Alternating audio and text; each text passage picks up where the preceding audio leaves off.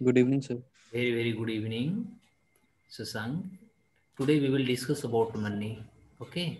आज का हमारा जो टॉपिक Okay. होगा वो हमारा मनी का टॉपिक होगा। कल हमने बैंक के बारे में बताया था। I think bank rate, CRR, SLR ये सब बता दिया था ना। Yes, sir. आज हम मनी के बारे में चैप्टर बात करेंगे। मनी है क्या? What do you mean by money? तो मनी सबसे पहले हम जानेंगे कि money is a means of exchange. ठीक है, money is a means of exchange, यानी ये जो होता है एक हमारा माध्यम है एक्सचेंज करने के लिए। और सबसे पहले यदि मनी के कॉन्सेप्ट को देखें तो यदि हम एंशिएंट इसका इतिहास को देखेंगे तो एंशिएंट में सबसे पहले देखेंगे कि मनी नहीं थी बल्कि इसके स्थान पर हमारा बार्टर लॉ था। ये ध्यान दीजिएगा, इससे पहले हमारा एक बार्टर लॉ था और बार्टर लॉ के बाद ही मनी आया। जैसे जैसे हम कह सकते हैं कि वर्ल्ड की इकोनॉमी बहुत ज़्यादा लार्जेस्ट होते गए, उस तरह से इकोनॉमी में जो डिमांड हो रही थी, जो सप्लाई हो रहा था, उसमें अचानक बदलाव होना चालू हो गई। और इस आधार पे हमने क्या देखा कि सबसे पहले जो मनी की जो कॉन्सेप्ट थी या मनी की कॉन्सेप्ट हमारा बार्टर लॉ है। बार्टर लॉ का मतलब क्या होता है? जैसे मान लीजिए दिस इज अ पर्सन, एक यहाँ पर व्यक्ति है, ठीक है, और इस व्यक्ति के पास क्या है कि मान लिया जाए कि इसके पास पोटैटो है, ठीक है, और एक और इंसान है जिसके पास मान लिया जाए कि इसके पास बनाना है। ओके, अब बात क्या होती है कि जो बनाना वाला जो इंसान है इसको अचानक महसूस होता है कि ये पोटैटो की इसको नीड है, यानी पोटैटो एक खरीदे। लेकिन बात होती है ये जो पोटैटो वाला इंसान था इसको मन किया कि आज हम केला खाएं। तो आपस में क्या किया कि इन्होंने क्या किया कि केला खाने के लिए इन्होंने पोटैटो को दे दिया इस इंसान को, यानी बी वाले इंसान को। और इन्होंने क्या किया कि आलू लेने हेतु ये अपने पास से जो इनके पास बनाना था इन्होंने बनाना ए को दे दिया। यानी आपस में जो दोनों की जो नीड थी, यानी दोनों की जो जरूरत थी, ये जरूरत को दोनों आपस में जो गुड्स थे या कह सकते जो उनके पास जो थिंग्स थे, ऑब्जेक्ट्स थे, इस ऑब्जेक्ट्स को उन्होंने एक्सचेंज कर करके अपनी नीड को फुलफिल कर लेते हैं अचानक। इसी तरह से हम कह सकते हैं कि बहुत लंबे समय तक हमारा जो समाज थी, हमारे समाज में इस तरह से बार्टर लॉ के आधार पर किसी को मान लिया जाए राइस की आवश्यकता है, किसी को आटा की आवश्यकता है, व्हीट की आवश्यकता है या फ्लोर की आवश्यकता है। तो माइनस के बाद इनके पास राइस नहीं है, राइस की आवश्यकता हो गई। इनके पास आटा नहीं, आटा की आवश्यकता, तो क्या करेंगे, ये इनसे ले लेंगे, ये इनसे ले लेंगे, या आपस में हम कह सकते हैं दोनों एक्सचेंज कर करके अपने नीड को फुलफिल कर रहे थे। और इसी दौर पे पूरे वर्ल्ड की जो इकोनॉमी थी, जो डिमांड और सप्लाई की जो बात चल रहा था, वे सारे अपने जो उनकी ज़रूरत थी उसको वो कहीं ना कहीं अपने फुलफिल करने में लगे हुए थे। लेकिन अचानक क्या हुआ कि वर्ल्ड की जो इकोनॉमी थी अचानक उसमें एक बहुत बड़ा बदलाव आता है, उसमें बहुत बड़ा चेंजिंग आती है, ट्रांसफॉर्मेशन आती है। और उस ट्रांसफॉर्मेशन के आधार पर जिस तरह के वर्ल्ड की जो इकोनॉमी थी वो एक बहुत बड़ा एक साइज में आती है, एक बहुत बड़ा शेप लेकर के आती है, आकार में आती है। तो उसके बाद क्या हुआ कि वर्ल्ड की इकोनॉमी में भी एक नया बदलाव देखने को मिला और धीरे धीरे जो वर्ल्ड की इकोनॉमी थी वो क्या हुआ, मॉडर्न होना चालू हो गई। तो इसी आधार पर हमने क्या देखा कि इस आधार पे धीरे धीरे जो हुआ ये मनी के रूप लेने लगा, यानी एक करेंसी का रूप लेना चालू कर दिया। अब हम बात करें कि जो मनी होता है, तो मनी की यदि हम काइंड्स की बात करें तो मनी की जो हमारा काइंड्स होता है वह मुख्य रूप से हमारा 3 प्रकार का होता है। ये चीज़ों को आप थोड़ा ध्यान दीजिएगा। मुख्य रूप से भी हम बात करेंगे तो मनी का हम यहाँ पर 3 काइंड्स के बारे में चर्चा करेंगे। 3 प्रकार होते हैं। सबसे पहला जो होता है वो हमारा लीगल मनी होता है। दूसरा जो हमारा फॉर्म होता है वो क्रेडिट मनी होता है। और तीसरा जो होता है वो हमारा फियाट मनी होता है। अब आपके पास प्रश्न बनेगा कि लीगल मनी और क्रेडिट मनी और फियाट मनी क्या कहलाता है। तो लीगल मनी का मतलब क्या हुआ? लीगल मनी का मतलब एक ऐसा मुद्रा या वैसी करेंसी जो हमारे भारत में, यदि हम बात करें इंडिया की बात करें, तो इंडिया में जो लीगल मनी होती है, चाहे इसकी हम बात करें प्रोडक्शंस की बात करें, क्या कितना प्रोडक्ट करनी है, या इसको हम रेगुलेट की बात करते हैं, या आप कर सकते हैं इसको कंट्रोलिंग की आप बात कर सकते हैं, ठीक है, इसको आप कर। तो इस तरह इम्प्लीमेंटेशन, इसकी जो लॉ एंड ऑर्डर होगा, इसकी इम्प्लीमेंटेशन की जो बात होगी, ये सारे के सारे जो हमारे अथॉरिटी दी गई है, यानी अधिकार जो दी गई है, ये सारे अथॉरिटी हमारा रिजर्व बैंक ऑफ इंडिया को दी गई है। क्योंकि रिजर्व बैंक ऑफ इंडिया जो होती है, भारत में जो हमारा मॉनेटरी पॉलिसी होता है, ठीक है, तो मॉनेटरी जो हमारे भारत में पॉलिसी होती है, मॉनेटरी पॉलिसी को रेगुलेट करना, इम्प्लीमेंट करना, कंट्रोल करना, ये सारे जो एक्टिविटीज़ है रिजर्व बैंक ऑफ इंडिया को ऑटोनोमस अथॉरिटी दिया जा चुका है। तो इस आधार पर जो हमारा लीगल मनी है, कौन सी पैसा वैध होगी, ये भारत सरकार जो होती है रिजर्व बैंक ऑफ इंडिया को कहती है कि आप इसको इम्प्लीमेंट करो, उसे रेगुलेट करो, उसे लीगल बनाना है या कब नहीं बनाना, ये चीज़ों को करने हेतु। अब इसके फॉर्म की यदि हम चर्चा करें तो आप देख सकते हैं कि जो हमारा लीगल मनी है और खास तौर पर रिजर्व बैंक ऑफ इंडिया जो है, ये हमारे यहाँ जो मनी की जो सप्लाई होता है या कह सकते हैं मनी का जो हमारा प्रिंटिंग होता है, ठीक है, तो इसके दो चीज होते हैं, या तो प्रिंटिंग होगा या तो आप कह सकते हैं कि मिंटिंग होगा। तो मिंट का मतलब क्या होता है, ऐसे हम लोग हिंदी में जानते हैं मिंट मतलब पुदीना होता है, लेकिन मिंट का मतलब a place where coin is produce, यानी जहां पर सिक्का का निर्माण होता है, जहां पर सिक्का का प्रोड्यूस किया जाता है, उस स्थान को हम मिंट कहते हैं, वहां मिंटिंग कहते हैं। और जो नोट का प्रोडक्शन होती है वो हमारा प्रिंटिंग होता है। ये चीज़ों को ध्यान दीजिएगा।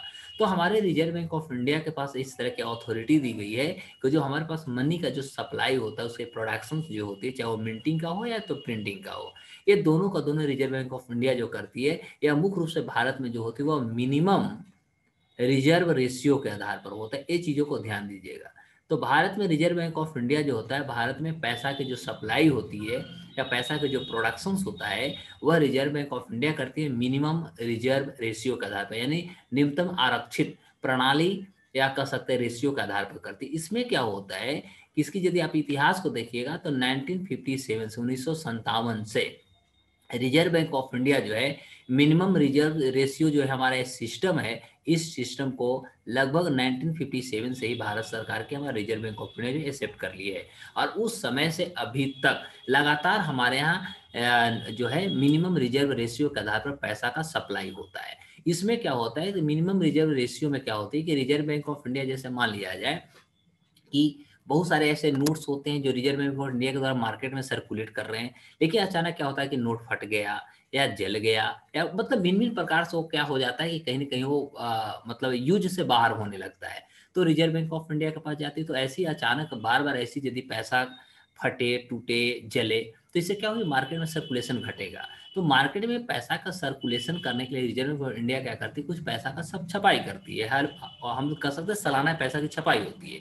तो इसमें क्या होता है कि रिजर्व बैंक ऑफ इंडिया जो होता है मुख्य रूप से आप देखिएगा तो क्या करती है कि इसमें मिनिमम जो हमारा रिजर्व रेशियो होता है जो 1957 से हम देख रहे हैं, तो इसमें वो क्या करती है कि 200 करोड़, ध्यान दीजिएगा, 200 करोड़ रुपया को पहले रिजर्व ले लेती है। जो भी टोटल पैसा है उस पैसा का 200 करोड़ रुपया वो अपने पास रख करके नया पैसा का छपाई करता है।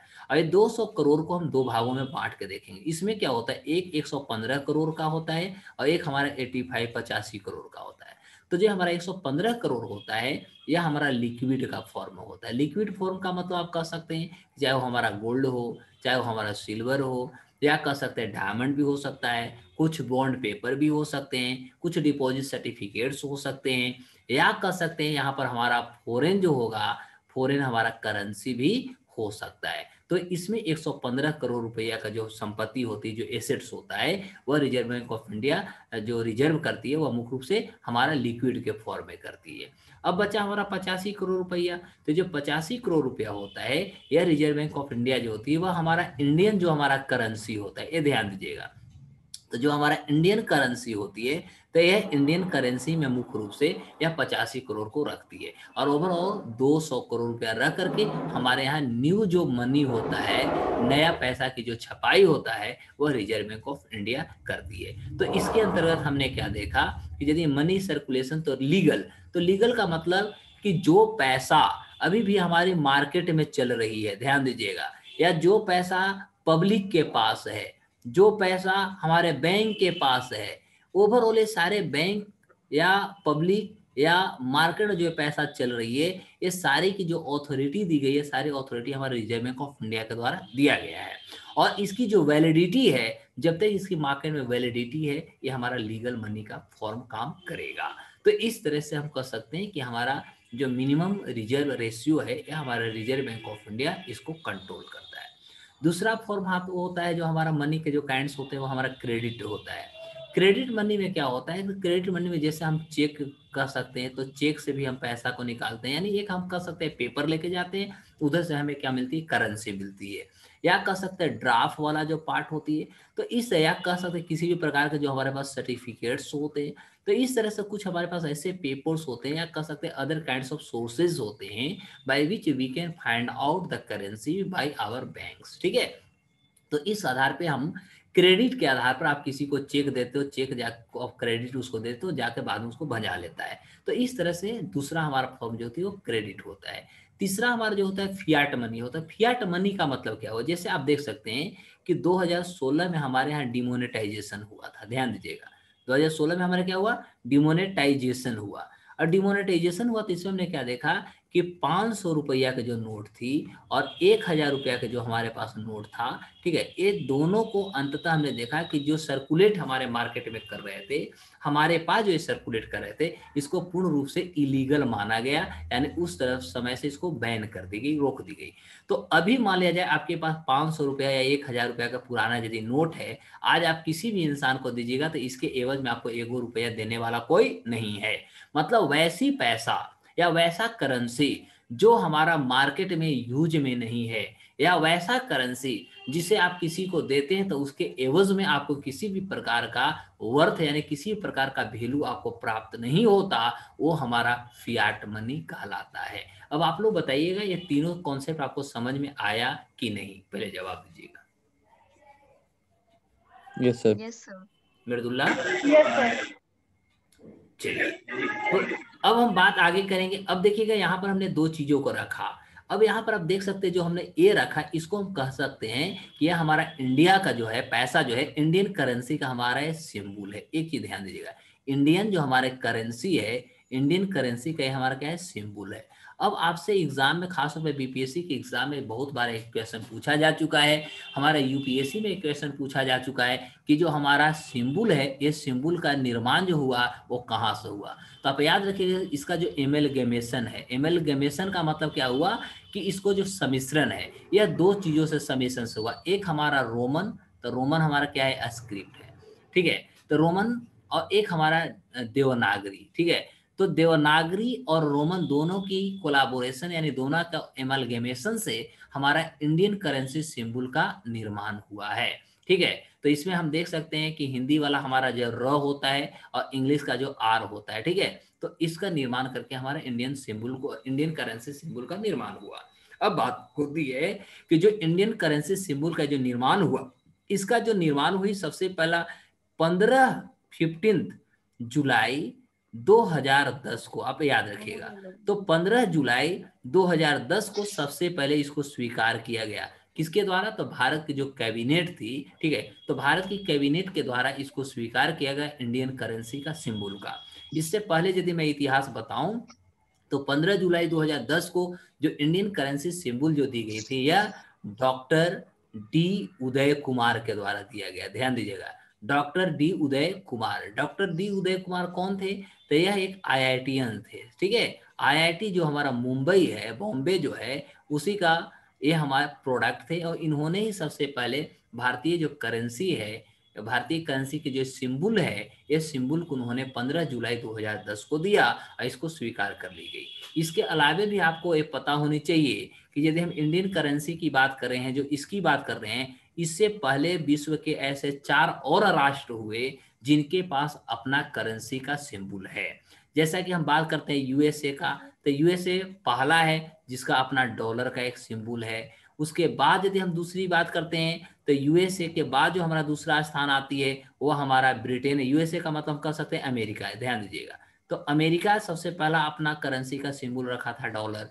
उसके बाद हम ब्रिटेन की बात करते हैं तो ब्रिटेन का हमारा पाउंड है, ये आपको भी पता होगा।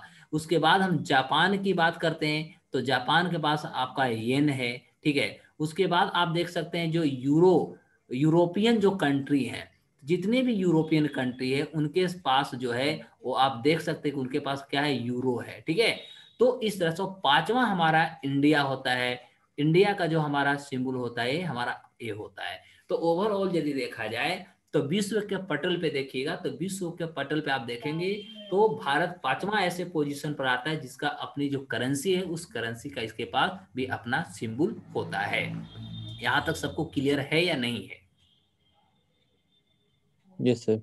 तो ये चीज को आप देखे होंगे, क्वेश्चन आप बना रहे होंगे तो क्वेश्चन तो आपको मिला भी होगा ये चीजों को कि हमारा इंडियन जो करेंसी का सिंबल इसे एग्जाम में हमारा पूछा गया है। ये चीजों को भी मैंने डील कर दिया। अब हम थोड़ा क्वेश्चंस को और आगे बढ़ाते हैं। तो अब हम बात करेंगे, अभी तक हमने मनी के बारे में बताया, मनी कितने प्रकार के होते हैं ये बताया, मनी के हमारा सिंबल जो था उसके बारे में हमने चर्चा किया। अब हम जो चर्चा करेंगे वह हम बात करेंगे कि जो हमारे यहाँ मनी होती है, मनी की जो हमारा सप्लाई होता है इन इंडिया, ठीक है। तो मनी जो हमारा खासतौर पे इंडिया में जो मनी हमारा सप्लाई होता है, तो मनी सप्लाई का हमारा जो मेजरमेंट होती है, यानी हाउ टू मेजर। अब क्वेश्चन से बनता है कि भारत में हम मनी जो सप्लाई करते हैं इसका हम मेजरमेंट कैसे करेंगे, इसकी मेजर हम कैसे कर सकते हैं, इस चीजों को अब हमें थोड़ा देखना होगा, ठीक है। तो इस आधार पे यदि हम देख सकते हैं, आई थिंक बहुत ज्यादा, चलिए ठीक है। तो हमारे यहाँ मनी की जो सप्लाई होती है, तो इसके बारे में सबसे पहले आपको ये पता होनी चाहिए कि जो हमारे यहाँ मनी की सप्लाई होती है, सप्लाई में मनी सप्लाई की जो मेजरमेंट होती है, ये मेजरमेंट को सबसे पहला जो एक रिकमेंडेशन दी गई थी, तो रिजर्व बैंक ऑफ इंडिया के अंतर्गत एक हमारा वर्किंग ग्रुप का निर्माण हुआ था, ध्यान दीजिएगा। आरबीआई के अंतर्गत एक हमारा वर्किंग ग्रुप का निर्माण हुई थी, ठीक है। और ये वर्किंग ग्रुप का जो निर्माण हुआ था, इसका जो चेयरमैन थे, ठीक है, वह चेयरमैन थे डॉक्टर डी वाई रेड्डी, ठीक है, D Y Reddy, sorry B Y Reddy, doctor B Y Reddy या D Y Reddy, I think D Y, Y B Reddy थे, सॉरी, ठीक है, वाई बी रेड्डी। तो सबसे पहले हम याद करें कि जो भारत में मनी सप्लाई का जो मेजरमेंट हुई थी, यह मेजरमेंट हमारा एक वर्किंग ग्रुप का निर्माण की गई थी, किसके द्वारा, तो रिजर्व बैंक ऑफ इंडिया के द्वारा। और उसका जो चेयरमैन थे वह वाई बी रेड्डी थे, और उस समय वाई बी रेड्डी जो थे वह डेप्यूटी गवर्नर ऑफ आरबीआई थे, ध्यान दीजिएगा, डेप्यूटी गवर्नर ऑफ आरबीआई। तो उस समय आरबीआई के डेप्यूटी गवर्नर थे। उसके बाद हम देखते हैं कि वाई बी रेड्डी जो थे वो रिजर्व बैंक ऑफ इंडिया का गवर्नर भी बने थे, और इन्होंने ही सबसे पहले रिकमेंडेशन दिया, ठीक है। और इनकी रिकमेंडेशन के आधार पर ही सबसे पहले हम कह सकते हैं कि भारत में मनी सप्लाई जो मेजरमेंट हुई, इसका निर्माण किया गया। अब प्रश्न बनता है कि हमारे यहाँ मनी सप्लाई कितने तरह से होते हैं। तो यदि हम मनी सप्लाई की बात करें इन इंडिया, तो मनी सप्लाई हमारे पास मुख्य रूप से 5 टाइप्स कर सकते हैं, ठीक है। 5 टाइप्स हमारे पास ये मनी सप्लाई होगा। ये 5 टाइप्स क्या है, इसके बारे में अब हम शॉर्ट में आपको, ब्रीफ में आपको समझाने की कोशिश करता हूँ, ठीक है। तो सबसे पहला हमारा होता है M0, उसके बाद जो होता है वो हमारा M1 होता है, फिर हमारा जो होता है M2 होता है, फिर जो होता है हमारा M3 होता है, और उसके बाद हमारा M4 होता है, ठीक है। तो इस तरह से आप कह सकते हैं कि भारत में जो हमारा मनी की सप्लाई है, वो वाई बी रेड्डी की अध्यक्षता में जो मनी सप्लाई का जो मेजरमेंट की जो पैरामीटर्स दी गई, वह मुख्य रूप से M0 यानी मनी का जीरो पैमाना, M1, M2 और M3 तथा M4 दिया गया। इसमें भी 2-3 चीजों को हम आगे देखेंगे कि इसमें एक हमारा नैरो मनी होता है, ठीक है, एक हमारा ब्रॉड मनी होता है। तो आगे भी हम चर्चा करेंगे कि नैरो मनी क्या होता है, ब्रॉड मनी क्या होता है, उसके लिए हम पीडीएफ पे भी चर्चा कर लेंगे। अब बात होती है कि जो हमारा M0 होता है, M0 क्या होता है। तो M0 इक्वल टू आप कह सकते हैं M0 में क्या क्या होते हैं। तो M0 के मुख्य रूप में आप देखिएगा तो M0 में जितने भी हमारे पास करेंसी है, और जो करेंसी हमारा सर्कुलेट करे, सर्कुलेट का मतलब जो हमारा मार्केट में है, ठीक है, यानी M0 का मतलब आपका इक्वल टू कह सकते हैं कि करेंसी सर्कुलेट या करेंसी इन सर्कुलेशन, ऐसे कर सकते हैं, ठीक है, करेंसी इन सर्कुलेशन प्लस आप कह सकते हैं bankers deposits, bankers deposit with RBI, यानी जो बैंकर्स हैं उनकी जो deposit reserve bank of India के पास है। मतलब हर मानव के व्यक्ति का जो हम लोग का जो अकाउंट होता है किसी बैंक में होता है, और भारत में जितने भी बैंक हैं उनकी भी अकाउंट कहाँ होती है, रिजर्व बैंक ऑफ इंडिया के पास होती है। यानी जितने भी बैंकर्स हैं, बैंकर्स का डिपॉजिट जो है आरबीआई के पास, प्लस कर सकते हैं other deposits with RBI, other deposits with RBI, with RBI, यानी कह सकते हैं कि जो हमारा M0 है, M0 में क्या हुआ कि मार्केट में जो भी हमारा करेंसी सर्कुलेट कर रही है, तथा आरबीआई के पास जितने भी बैंकर्स का डिपॉजिट्स हैं, तथा आरबीआई के पास कुछ और अलग तरह के जो डिपॉजिट्स हैं, ये सारे को यदि मिलाते हैं तो हमारा M0 प्राप्त होता है। उसके बाद हमारा होता है अब M1। अब M1 इक्वल टू आप क्या करेंगे, तो M1 के मतलब होता है करेंसी विद द पब्लिक, यानी जो लोगों के पास पैसा है, यानी करेंसी विथ द पब्लिक, ध्यान देंगे, तो जो लोगों के पास पैसा है उसके अलावे प्लस आप कह सकते हैं जो भी हमारे पास डिमांड हम करते हैं, ठीक है, यानी कह सकते हैं डिमांड जो हम डिपॉजिट्स करते हैं, तो demand deposits with the banking system, with the banking system, banking system plus कर सकते हैं other deposits with the RBI, other deposits with RBI. तो ये जो होता है हमारा M1 होता है।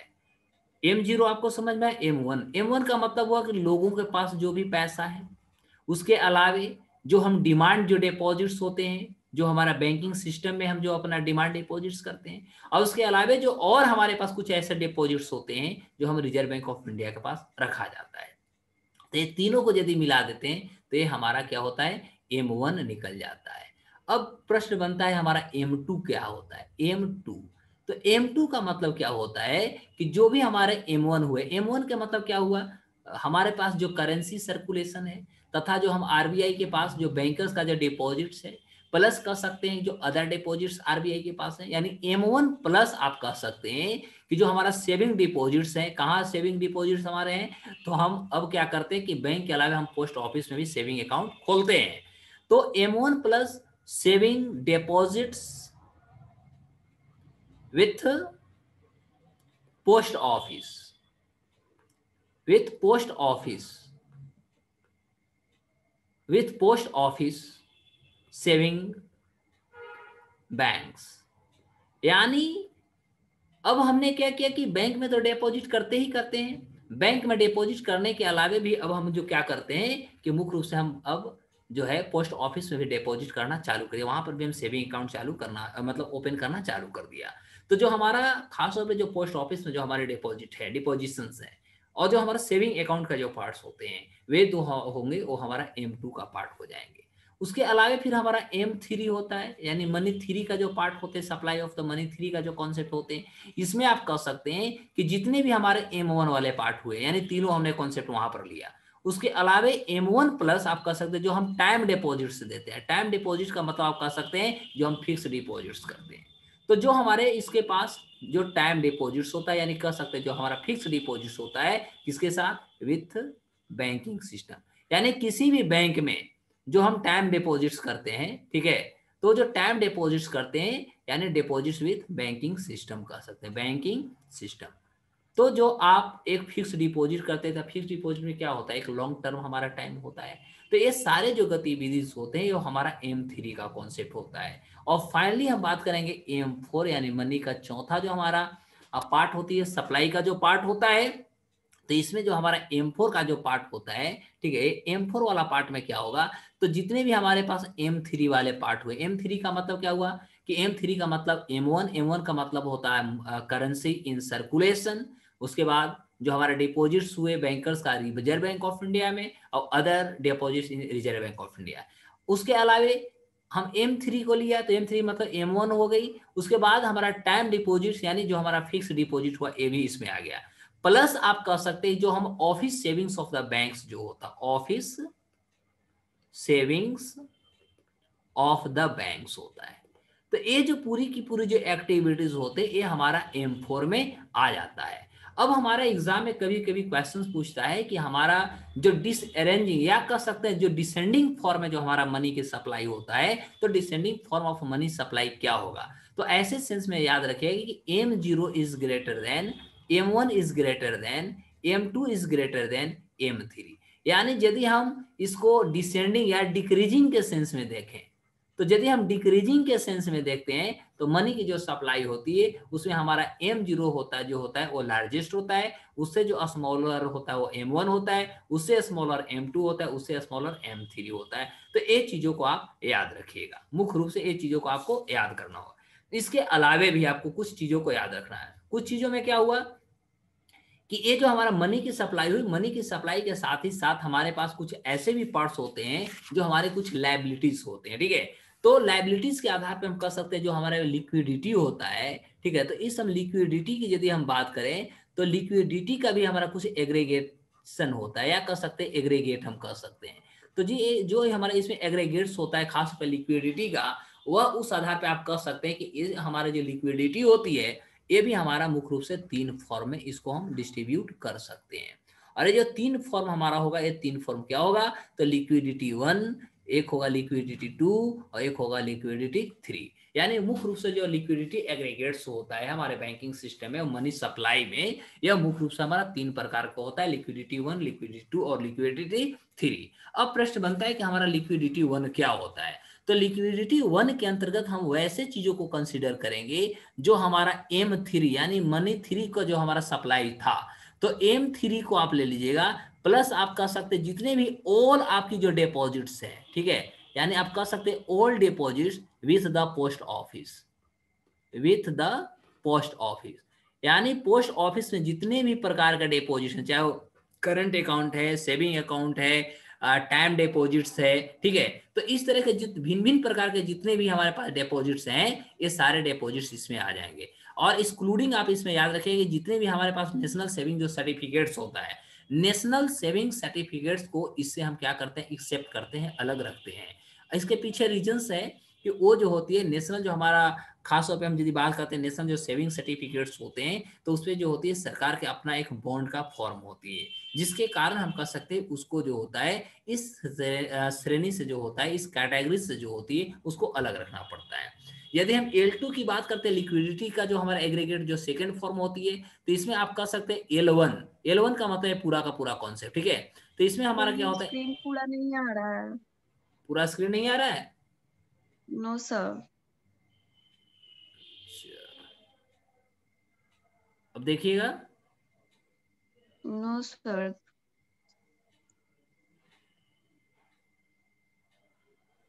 सर सर ये वो आ जूम रहा हो है, गया है एक्चुअली बहुत स्लाइड ज्यादा। ऊपर चला गया। हाँ, ये जूम बहुत ज्यादा हो गया है। अच्छा ठीक है, इसको मैं वो छोड़ देता पेज हूँ। डिफरेंट है इसलिए स्लाइड वो हो गया। अब बताइएगा। No sir. सर काफी लेफ्ट में चला गया, राइट करना पड़ेगा। ओके,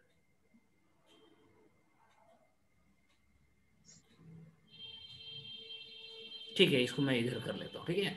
चलिए, तो L2 लिक्विडिटी 2 क्या होता है, तो इसमें लिक्विडिटी 2 में आप कर सकते हैं जो हमारा लिक्विडिटी 1 हुआ, लिक्विडिटी 1 में हमने क्या दिया, जो भी M3 में आए, तो M3 plus all deposit with the post office या बैंक्स कर सकते हैं, पोस्ट ऑफिस या आप इसमें बैंक्स भी जोड़ सकते हैं।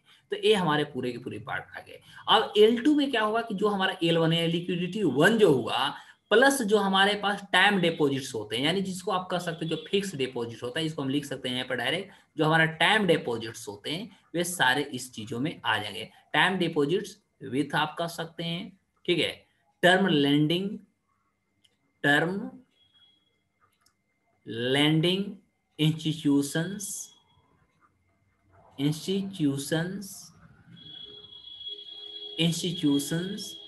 refinancing institutions, and refinancing institutions। तो ये पूरा के पूरा जो पार्ट होंगे, ये सारे पार्ट हमारे लिक्विडिटी 2 में आ जाएंगे, ठीक है। तो और इसके साथ भी आप कुछ और जोड़ सकते हैं, इसमें और भी कुछ पॉइंट आ, जैसे हमारा जो हमारा टर्म जो बोरोइंग होता है, तो आप इसमें टर्म बोरोइंग को भी जोड़ सकते हैं। तो टर्म बोरोइंग जो होती है बाई आप कह सकते हैं FIS का मतलब होता है फाइनेंशियल इंस्टीट्यूशंस। तो फाइनेंशियल इंस्टीट्यूशंस के द्वारा जो हम टर्म बोरोइंग्स करते हैं, जो हम लोन लेते हैं, वो चीज़ों को जोड़ लीजिएगा। इसके अलावे भी आप कह सकते हैं जो हमारे पास सर्टिफिकेट जो डिपॉजिट्स होता है, या डिपॉजिट्स ऑफ सर्टिफिकेट्स कर सकते हैं, या सर्टिफिकेट्स और डिपॉजिट्स कर सकते हैं। तो ए वाला जो भी पार्ट होता है, इसको भी आप सर्टिफिकेट डिपॉजिट्स को भी आप इसमें जोड़ सकते हैं, ठीक है। और ये भी सर्टिफिकेट डिपॉजिट होता है, ये भी हमारा फाइनेंशियल इंस्टीट्यूशंस के द्वारा दिया जाता है। तो ये चीजों को आप जोड़ सकते हैं। लिक्विडिटी 3 इक्वल टू आप कह सकते हैं कि जितने भी L2 है, L2 का मतलब लिक्विडिटी 2 में जितने भी पार्ट हुए, इसके अलावे जो भी हमारे पास मुख्य रूप से जो हमारा पब्लिक जो डिपॉजिट्स है, ध्यान दीजिएगा, जो हमारे पास पब्लिक जो डिपॉजिट्स है, ये पब्लिक डिपॉजिट्स को भी हम इश्यूज करते हैं। और ये इशू जो होती है वो ऑफ आप कर सकते हैं, जो नॉन बैंकिंग फाइनेंशियल जो हमारा सिस्टम है, या कंपनी कर सकते हैं, NBFC कर सकते हैं डायरेक्ट। तो जो लिक्विडिटी 3 होता है, लिक्विडिटी 3 में अंतर्गत क्या होती है कि जो हमारा लिक्विडिटी 2 होता है और प्लस जो हमारा पब्लिक जो डिपॉजिट्स होते हैं, खासतौर पे नॉन बैंकिंग फाइनेंशियल जो कॉर्पोरेशन या कंपनीज के द्वारा होते हैं, ये सारे के सारे जो पार्ट हो जाते हैं ये मुख्य रूप से हमारा लिक्विडिटी 3 में आते हैं। तो आपके एग्जाम में डायरेक्ट इस तरह से पूछा जाता है कि हमारा लिक्विडिटी एग्रीगेट कितने प्रकार के होते हैं, तो बोलना है L1, L2 एंड L3 3। यदि आपका मनी सप्लाई की बात करता है तो आपको बोलना है M0, M1, M2, M3 and M4। तो आपके एग्जाम में आप देखे होंगे कभी कभी हमारा M1 किसको कहते हैं, वो हमारे पास स्टेटमेंट देती है, उस स्टेटमेंट को भी आपको आइडेंटिफाई कर लेना होगा। अब इसके अलावे भी मैं थोड़ा आपको कुछ और बता देता हूं कि इस आधार पे जो हमारा मनी मार्केट होता है, तो मनी जो मार्केट हमारी होती है, मनी मार्केट मुख्य रूप से आप देखिएगा तो ये दो तरह से चलता है। ऐसे चलने के लिए तो बहुत पार्ट्स हैं, लेकिन मुख्य रूप से एग्जाम के तौर पे देखें तो दो होता है। एक हमारा जो होता है एक ऑर्गेनाइज्ड वे में होता है, ध्यान दीजिएगा, एक ऑर्गेनाइज्ड वे में होता है और एक हमारा अनऑर्गेनाइज्ड वे में होता है। तो ऑर्गेनाइज्ड वे में यदि हम बात करें तो सबसे पहले इसमें हमारा कॉल मनी आता है। क्या आता है सर? Call money. अब क्वेश्चन होता है कि जो कॉल मनी जो हमारा मार्केट होता है, ये कॉल मनी मार्केट क्या होता है? तो कॉल मनी मार्केट में देखिएगा, इसका हम सबसे पहले हम बात करेंगे पीरियड के आधार पर। यदि पीरियड आपको समझ में आ गया तो सोचिए कि बहुत अच्छी क्लियर हो गई। तो यदि आप किसी भी प्रकार के, यदि हम मनी कॉल मनी मार्केट की बात करते हैं तो इसमें क्या होता है कि जो कॉल मनी मार्केट होता है इसी को कभी कभी लोग नोटिस मनी भी कहते हैं, चीज ध्यान दीजिएगा। तो बात होता है कि इसको हम कॉल मनी कब कहेंगे, इसको नोटिस मनी हम कब कहेंगे, एक क्वेश्चन अपने आप में एक कंप्लीट आपके सामने बना हुआ होता है। तो ऐसे फॉर्म में आप देखिएगा कि ये बहुत ज्यादा इंपॉर्टेंट फॉर्म होती है, खासतौर पे मनी मार्केट की हम बात करते हैं, ऑर्गेनाइज वे में बात करें तो इसको आइडेंटिफाई करने के लिए। तो जो कॉल मनी और नोटिस मनी की हम जो चर्चा की, इसमें आप देखेंगे यदि हम पीरियड की बात करें तो यदि आप 1 डे के लिए यानी एक दिन के लिए, एक दिन का मतलब क्या हुआ 24 घंटा, तो यदि आप 24 घंटा के लिए किसी भी व्यक्ति से या किसी भी बैंक से आप मान लिया जाए कि बोरो करते हैं, लोन लेते हैं, तो ये हमारा कहलाएगा कॉल मनी, ध्यान दीजिएगा। लेकिन यदि यही एक दिन से बढ़कर के 14 दिन तक चला जाता है, टील हम बात कर रहे हैं, ये 14 दिन तक यदि ये चला जाता है हमारा लोन, तो ये हमारा कहलाएगा नोटिस मनी। तो आपसे एग्जाम में पूछता है कि हमारा कॉल मनी किसको कहते हैं और नोटिस मनी किसको कहते हैं। तो यदि हमारा एक दिन के लिए यानी 24 घंटा के लिए यदि हम किसी से मनी लेते हैं, किसी से यदि हम लोन लेते हैं, तो वह हमारा कॉल मनी कहलाएगा। लेकिन यदि वह एक दिन से बढ़कर के 14 दिन तक हम उस लोन को अपने पास रखते हैं, तो वह हमारा नोटिस मनी के नाम से जाना जाएगा। यहां तक सबको समझ में आया या नहीं, पहले जवाब दीजिए। Yes sir. अब इस आधार पर हम डायरेक्ट ट्रेजरी मार्केट की हम चर्चा कर लेते हैं, क्योंकि समय कम है, 7-8 मिनट में कुछ हम ज्यादा से ज्यादा आपको बताने की कोशिश करेंगे। अब देखिएगा यहाँ पर क्या होता है, एक हमारा ट्रेजरी बिल मार्केट होता भी है। अब ट्रेजरी बिल जो मार्केट होता है इसके बारे में दो ध्यान दीजिएगा। तो ट्रेजरी बिल जो हमारा मार्केट्स होता है, इसमें भी हमारे भिन्न भिन्न प्रकार के चीजें होते हैं। ट्रेजरी बिल मार्केट का मतलब होता है वैसा मार्केट जहां पर हम ट्रेजरी का ट्रेड करते हैं, यानी जहां पर हम ट्रेजरी का, आप कह सकते हैं बिल मार्केट का हम वहां पर मार्केटिंग करते हैं, वो हमारा ट्रेजरी बिल मार्केट कहलाता है।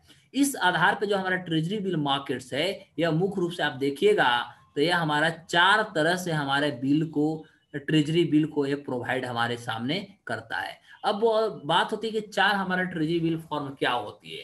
तो इसमें सबसे पहला जो होता है यह 14 डेज यानी 14 दिन का हमारा ट्रेजरी बिल होता है। टी बिल का मतलब, टीबी का मतलब आप ट्यूबरकुलोसिस नहीं समझिएगा बल्कि ट्रेजरी बिल समझिएगा। तो एक 14 दिन के लिए होता है, एक जो होता है हमारा 91 डेज के लिए होता है, 91 दिन का ट्रेजरी बिल होता है।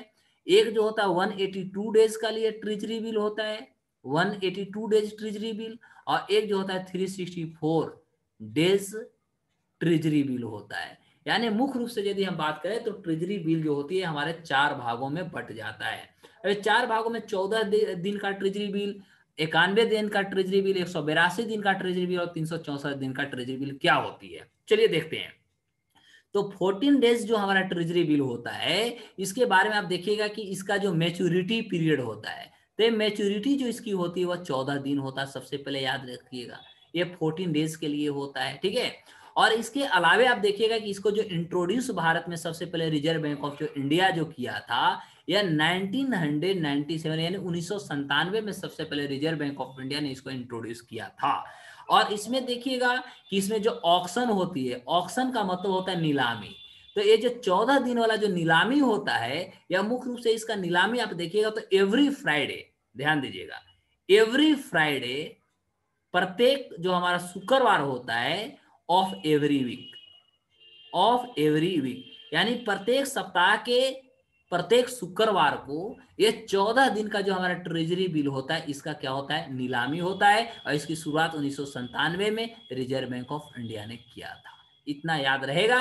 अब इसमें जो हमारा टोटल कैपिटल होता है, जो अमाउंट होता है, अमाउंट किस लिए होगा, ऑक्शन के लिए, तो इसमें 100 करोड़ होता है। ये चीजों को भी ध्यान दीजिएगा, 100 करोड़ इसमें हमारा जो होता है टोटल अमाउंट होती है, जिसको हम क्या करते हैं, ऑक्शन करते हैं, यानी नीलाम करते हैं। और नीलाम कब होता है, तो प्रत्येक शुक्रवार को, हर सप्ताह के शुक्रवार को।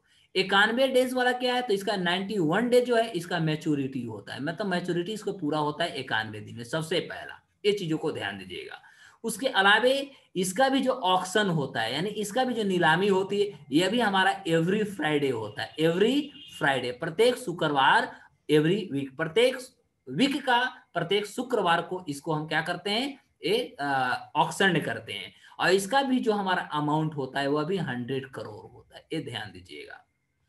अब 182 डेज का हो, तो 182 डेज वाला जो है, यह 182 डेज वाला को हम कह सकते हैं कि 182 जो हुआ डेज, ये हमारा मैच्योरिटी पीरियड हुआ, यानी मैच्योरिटी डेज इसका होता है, सबसे पहले। दूसरी बात हम करें तो इसका जो रिकमेंड किया गया था 182 डे वाला, वो खास तौर पर वागुल वर्किंग ग्रुप एक आया था, वागुल, ध्यान दीजिएगा, वागुल वर्किंग ग्रुप जो था, इन्होंने सबसे पहले इसको रिकमेंडेशन दिया था। और इस रिकमेंडेशन के आधार पर सबसे पहले 182 डेज ट्रेजरी बिल को लाया गया, रिजर्व बैंक ऑफ इंडिया ने इसको लॉन्च किया। इसमें भी जो हमारा ऑक्शन होती है, यानी नीलामी जो होती है, नीलामी के लिए इसमें भी 100 करोड़ पैसा रहता है, याद रखिएगा। इसमें भी 100 करोड़ रुपया होता है। लेकिन क्या होता है कि इसको जो हम नीलामी करते हैं, ठीक है, इसका नीलामी हम अल्टरनेट वेडनेसडे को करते हैं। वेडनेसडे तो होती है बुधवार, लेकिन क्या होती है, अल्टरनेट होती है। यानी यदि आने वाले, जैसे आज बुधवार है, तो यदि आज मान लिया जाए कि इसको हमने नीलामी कर दिया, तो अगले जो आने वाला बुधवार होगा उस दिन इसकी अब नीलामी नहीं होगी, उस बुधवार के आने वाले बुधवार को नीलामी होगी। यानी प्रत्येक अल्टरनेट वेंसडे को मुख्य रूप से 182 डेज का जो हमारा ट्रेजरी बिल होता है, इसको हम क्या करते हैं, नीलाम करते हैं। और इसका जो मुख्य रूप से जो रिकमेंडेशन दी गई थी वह वागुल वर्किंग ग्रुप के द्वारा दिया गया था। उसके बाद रिजर्व बैंक ऑफ इंडिया ने इसको नोटिफाइड कर दिया। और मुख्य रूप से इसको देख सकते हैं, तो ये जो ऑक्शन के इसमें हमने देखा 100 करोड़ हुआ। अब 364 वाला, ये 364 डेज जो हुआ, एक क्या हुआ, इसके मैच्योरिटी पीरियड हो गया, पहले याद रखिए। उसके अलावे क्या होता है कि इसमें भी जो इसकी जो ऑक्शन होती है, ठीक है, यानी इसकी भी जो नीलामी होती है, यह भी इसकी जो नीलामी होती है, यह भी मुख्य रूप से देखा जाए तो अल्टरनेट जो हमारा वेंसडे था, तो ये भी अल्टरनेट वेंसडे को ही होता है, ठीक है। यानी एक बुधवार को छोड़ करके दूसरे बुधवार को इसका भी ऑक्शन होता है, यानी नीलामी होती है। लेकिन इसका जो अमाउंट होता है, यह अमाउंट हमारा यहाँ पर 500 करोड़ रुपया हो जाता है। और इसका भी जो रिकमेंडेशन दिया था वह भी वागुल ग्रुप या वागुल वर्किंग जो ग्रुप था, इसको भी वागुल वर्किंग ग्रुप ने ही सबसे पहले रिजर्व बैंक ऑफ इंडिया को रिकमेंड किया। लेकिन इसके अलावा आपको ये चीजों को ध्यान देना होगा कि अभी हम वर्तमान की बात करें तो इंडिया में मुख्य रूप से देखिएगा तो 91 डेज जो हमारा ट्रेजरी बिल है, ठीक है, और 364 जो हमारा डेज ट्रेजरी बिल है, अब मुख्य रूप से रिजर्व बैंक मात्र यही दोनों को ऑक्शन करती है, यानी इसकी नीलामी करती है।